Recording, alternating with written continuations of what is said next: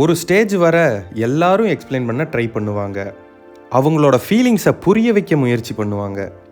ஆனால் ரிப்பீட்டடாக miss understanding ஆகும்போது, கேர் பண்ண இடத்துலையே வேல்யூ கிடைக்காதப்போ, உண்மையாக இருந்ததுக்கே ஹர்ட் ஆனப்போ ஒரு மனுஷன் பேசுகிறத குறைக்க ஆரம்பிப்பான்.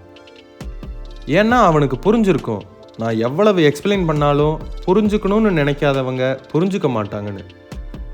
அதுக்கப்புறம் தான் சைலன்ஸ் ஆரம்பிக்கும். சில சைலன்ஸ் கோபம் கிடையாது, ஏமாற்றம். நம்பினவங்க டிஸ்டன்ஸ் கிரியேட் பண்ணும்போது ஒரு சைலன்ஸ் வரும். நான் இருந்ததுக்கு யாராவது வேல்யூ கொடுத்தாங்களான்னு ஒரு மனுஷன் உள்ளுக்குள்ளேயே கேட்க ஆரம்பிக்கிறான். அந்த கொஸ்டினுக்கு ஆன்சர் கிடைக்கலன்னா அவன் ஸ்லோவாக தனிமையோட கம்ஃபர்டபுள் ஆகிறான். ஒரு மனுஷன் சைலண்ட் ஆகிறதுக்கு இன்னொரு ரீசன், அவன் மென்டலி டயர்ட் ஆகிறான். எல்லாருக்காக ஸ்ட்ராங்காக இருக்க ட்ரை பண்ணி, தனக்குள்ளே நடக்கிற போராட்டத்தை ஹைடு பண்ணி, சிரிப்புக்குள்ளே பெயினை மறைச்சி வச்சு வாழ்ந்து ஒரு பாயிண்ட்டுக்கு அப்புறம் அவனால் பேசவே முடியாது. ஏன்னா அவனுக்கு ரெஸ்ட் தேவைப்படும், சத்தமில்லாத ஒரு இடம் தேவைப்படும்.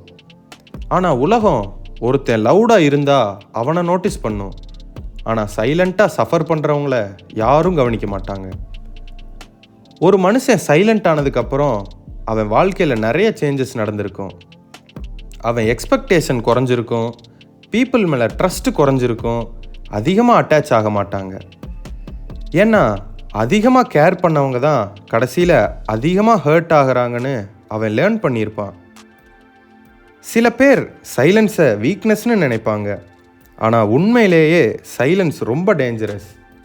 ஏன்னா ஒரு மனுஷன் எல்லாத்தையும் அப்சர்வ் பண்ண ஆரம்பித்த ஸ்டேஜ் அது. யார் உண்மையாக இருக்காங்க, யார் நடிக்கிறாங்க, யார் தேவைக்காக பேசுகிறாங்க, எல்லாத்தையும் அவன் புரிஞ்சுக்க ஆரம்பிப்பான். அதனால தான் சில பேர் சைலண்ட் ஆனதுக்கப்புறம் மறுபடியும் பழைய மாதிரி ஆக மாட்டாங்க. அவங்க மெச்சூர் ஆயிடுவாங்க. அதனால் ஒருத்தன் சடனாக சைலண்ட் ஆக ஆரம்பிச்சிட்டான்னா அவனை ஜட்ஜ் பண்ணாதீங்க. சில மனிதர்கள் கத்தி எழமாட்டாங்க, சைலண்ட்டாக மாறிடுவாங்க. அந்த சைலன்ஸுக்கு பின்னாடி இருக்கிற பெயினை எல்லாராலையும் புரிஞ்சுக்க முடியாது. இந்த வீடியோ உங்களுக்கு பிடிச்சிருந்தா இந்த வீடியோக்கு ஒரு லைக் பண்ணுங்கள், பரணி ரைட்ஸை சப்ஸ்கிரைப் பண்ணுங்கள். இதே மாதிரி இன்னொரு கண்டென்ட்டில் மீட் பண்ணலாம். பை.